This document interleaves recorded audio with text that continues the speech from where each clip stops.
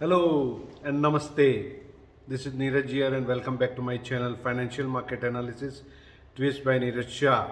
So in today's video I would like to talk about green energy or green technology and its imperils or the dangers of blindly propagating this energy for the future of the world and what its implications on the normal life in the future and the energy crisis and the prices and the market and economy overall, because everything gets boiled down to economy and the life is what, nothing but the economics. So before I start this, it's very interesting, so I request all of you to watch till the last minute, till the end video, and don't just leave it, because what are the implications and what can be done, what cannot be done, and how it can be done. This everything I will be discussing, and also there will be some ideas regarding the sectors also. And before starting, I would just like to request all of you to subscribe to my channel if you have not yet subscribed. My last video last week, which had come out with, and I had predicted that that Brent crude will touch above above 90, means it will touch almost $100 per barrel, and also coal is at all-time high, and if you see the gas prices also, there is still 20-30% upside, and there will be harsh winter and all these implications. And now you see that China is facing the energy crisis, Europe is facing the energy crisis, and surprisingly even India is facing this energy crisis, where the coal stock is only available for 5-6 days in most of the power stations.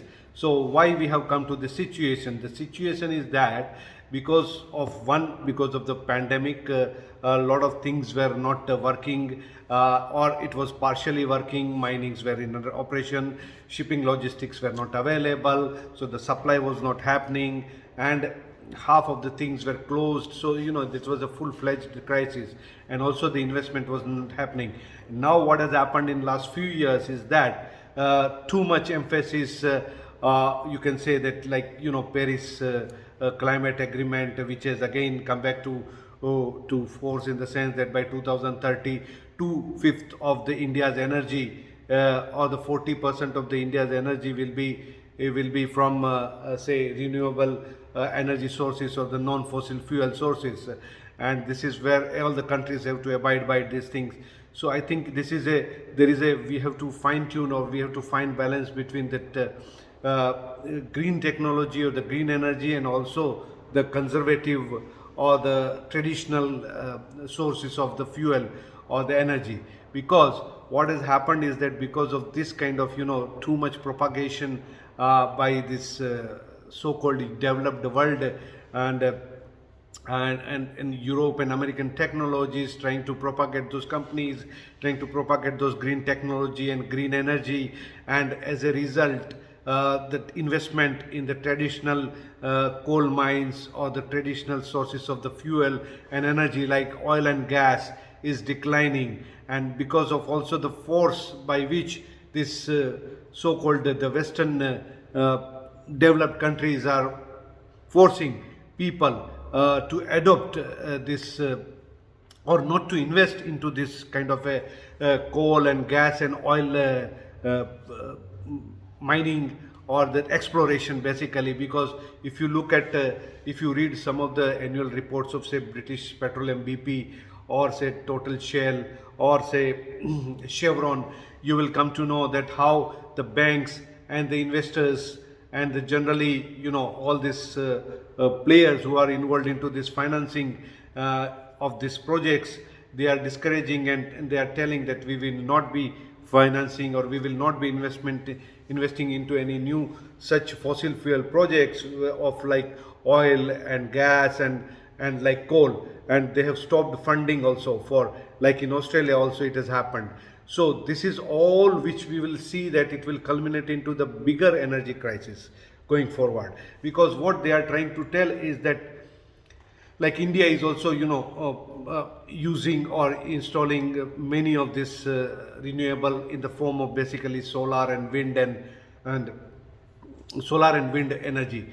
But if you'll see, this solar energy is not a constant energy, right? Because it is depends on the sun sign, it depends on this, and it is also not online, in the sense that it will not be a 24-hour energy. It is not continuous supply feeding to the line, right? In most of the cases, even though they try to do that, but it proves to be much more harmful to the environment and much more water consuming and than the traditional sources of the energy, and much more complex, and still not reliable. Because in case of factories, in case of like in modern life, we live into the cities and in the towns where all the gadgets, like even if you say that what solar can do or what wind power can give, wind power can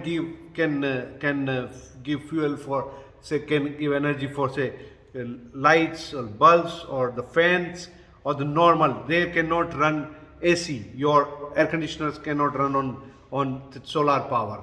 Then your refrigerator also is difficult to run on the solar power. Pumps cannot run on the solar power. Motors cannot run on the solar power. So continuously, and we are talking about not some time bound, because where there is a continuous plant processing kind of a things, you cannot depend on solar power. It is not available. Also, it is only good for the countries like, say, in India. That also we have to see the long-term benefits as well as the dangers of too much extreme, as we call in life, that anything in extreme is not proper, is harmful. So too much of the solar power also, when we try to propagate, what we try to do is that we try to put up it on the places and say on the water canals, or say on that fields. What it will do is that it will take up of that much of space, where in India the space itself is very valuable, because we have too much of population and very less land mass as compared to the population. So we need more land, we need more production, we need more everything in agricultural. So if we try to cover up it by putting up the panels, and that way we deprive of our agricultural also land, that is not a good strategy. What is good strategy is that in villages, in the small places, each house can have that solar power roof, and on the roof they can put up, not on the massive way like that is happening. It's not the solution for country like us, or for any such measures, for any such country.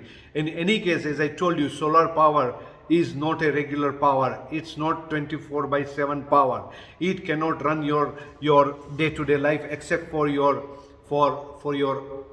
water, hot water, for your light and bulbs and fan.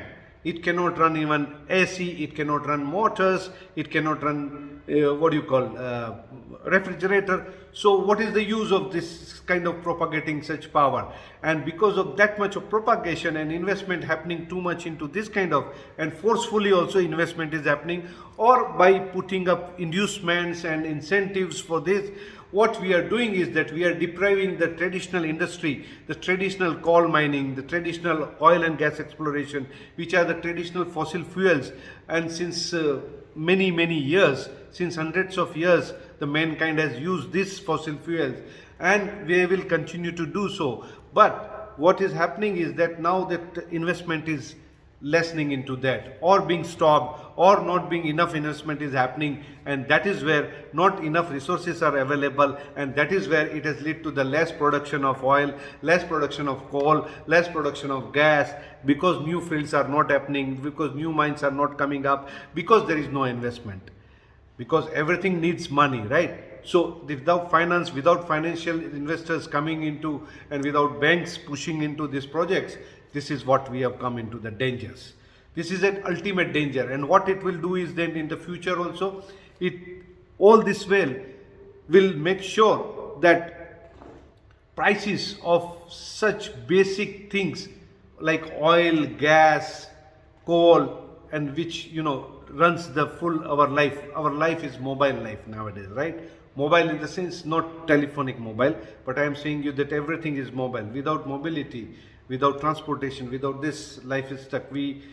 As we have seen that in the corona time, the 2 months of lockdown, how people had suffered and how the world had suffered.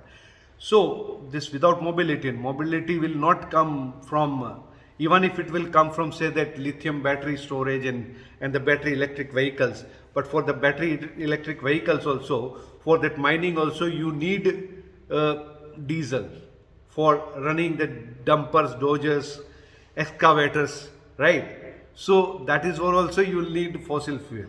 You will need gas, if not diesel, if not petrol, or coal based, coal gasification means from coal to gas, and that gas will run those vehicles. Also, again, another is that after storage, when the charging points has to be there, those charging point also needs power, right? Continuous power. So that power will come from where? From the traditional power stations. So all this bullshit story propagated by the world leaders in the name of green technology, and there is a vested lobby into this which is doing this and which is getting profited, because the prices of all these commodities have gone to the all-time high, all-time historic high. And with this kind of things, it will continue to remain at elevated levels, at very high levels, for a long time. Mind well, these are the things which will not change in overnight. We cannot change. We cannot say that, okay, from tomorrow I am going to invest and I'll put up this plant, or I will set up exploration into this area, or I will start mining into this new coal mine. Overnight it cannot. It will need planning, it will need investment, it will need that much of equipments, manpower, all these things. And then, step by step, when you go for that, it will come into 1-2 years time only. After that only that new supply comes. That is the danger I am talking about, that with the lack of investment because of this propagation of green technology, this is depriving the common people, the world, or the developing nations and the underdeveloped nations, poor nations, of the fruits of growth, economic growth. These theories are propagated by the Western countries, Western world, because they have all the facilities. They have reached in their life whatever they needed to. They have all the best of the cars, best of the homes, best of the AC, best of the life, best of everything, food. You tell them that you switch off your light, you switch off your power, and you start living in the candle lights, or say that without any AC, without any heating. Heating also needs power, motors, right? Heating. When in the cold countries we need heating, like in my room, this is a natural heater, centralized heating system is there. So that is also where the hot air is being blown through, okay, through the pipes. Hot air blows through the pipes, and that is what it keeps. So how this is going to happen without the fossil fuel? So this is a very false kind of a notion that you are a green technology. I think we have to understand, because at the end of the day, all the prices will go up, and who will suffer? It is the common man of the world. It is the normal human beings of the world which will be deprived of their livelihood, and in the general that when the inflation goes too high, they will face the difficulties of living. They will face the difficulties of no opportunity, no platform for growth, no livelihood, because most of these traditional mining and exploration companies employ in the thousands. Now when the prices of these basic things will go up, everything will go up, and the economy also will suffer in the long term if we continue to push this kind of a direction which is being pushed now everywhere in the world.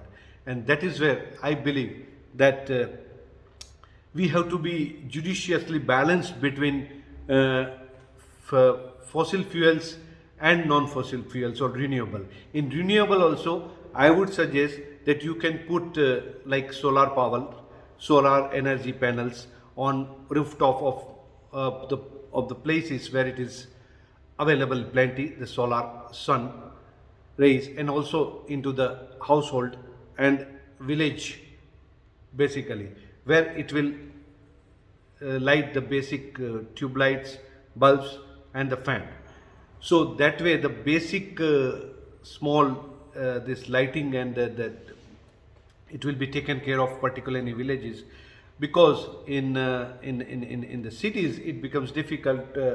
Only it will light the bulbs and the fan, but it cannot power your air conditioner, it cannot power your refrigerator, it cannot power your microwave oven, or the things like that which require much power. So that is why there has to be a judicious balance between this, and countries like India particularly should be very judicious about propagating this kind of things. We have to propagate our traditional fuel, that is coal based, because gas also we are importing. Or for the green technology, for the less methane and less carbon dioxide emission, what is the technology is being given is like now from coal to gas, and from that gas will, because gas is known much less polluting as compared to the coal. So yes, you can propagate that also technology, and you can put up those gas boats. But as we know that till the time we have our own sources of fuel, which is coal, we should try to do maximum with the coal power stations only, and all else with the gas or this traditional, but or nuclear power energy, like we are putting up in say the 6 nuclear power stations. That is also a kind of a what you can call as that so-called it's a partially non-polluting power station.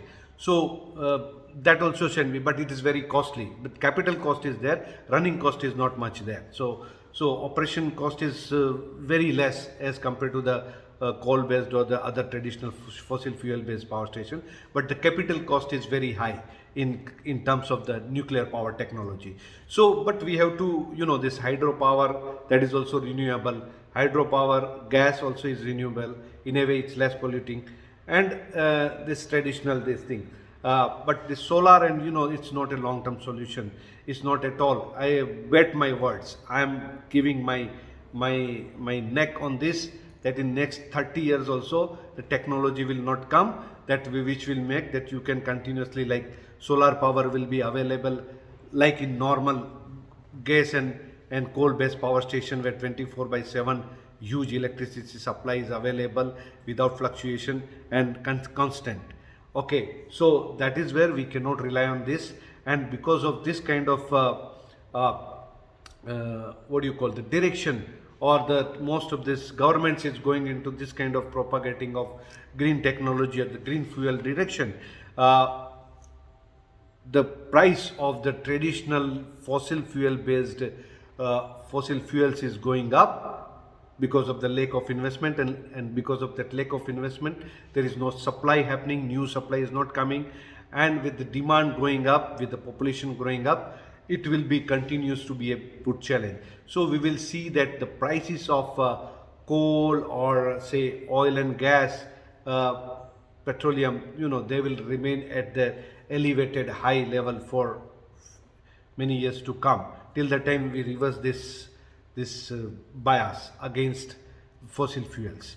And also I will somehow in future I will come out with a video where I will explain also that how this organic the push for organic also is going to jeopardize the food security of millions and millions of people in all over the world.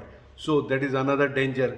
This is all being propagated. Why all this kind of things come from the Western countries, where they have achieved everything, and those activists of green activists or so-called environmental activists, they have the best of the houses, they go into the best of the cars, they use everything, they use that flight jets, so that are the most polluting all these facilities are. So why you use this if you are propagating, and why you kill animals and eat this meat? That is also fossil fuel actually. That is actually more polluting, because more you kill, you require more and more water, more and more energy for the slaughterhouses, and that energy and that water can be saved for the millions of people, and for irrigating thousands and thousands of hectares of agricultural fields. But that is where their greenhouses or their mind will not work. into green technology. Only they will take technology, they will work that stop coal mining, stop oil and gas exploration, and everybody, normal people has to suffer. Particularly country like India will suffer, because now in India it's an all-time high, all this petroleum prices and everything, and it is not going to come down, it is going to go up. Mark my word. I have come out with this video last week only, that the crude oil will touch $100 per barrel, and it will happen. Another 10 to 15% increase in petroleum prices will be there, and this is what is going to hurt the maximum budget of this common people in the world, and they are going to suffer, the poor people, not the rich.